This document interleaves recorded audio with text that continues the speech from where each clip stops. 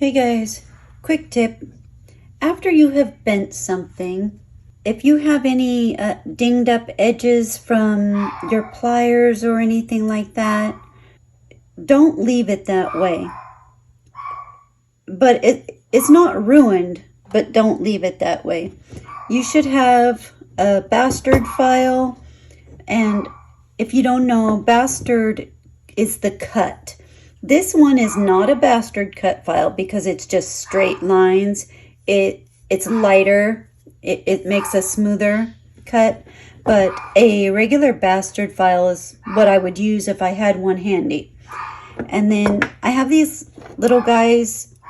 I got these at Harbor Freight.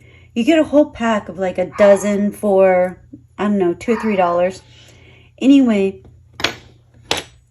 on these edges, instead of leaving them like that, you can file them. You just don't want to be aggressive because you don't want to take your plating down and just have that core metal showing. But you can certainly file that down so it's smooth.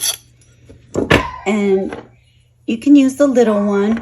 And then in this pack of these are rounded. I'm not sure the camera picks up on that, but that one's rounded. And that's good for inside these curls. So make sure you finish your work the best you can.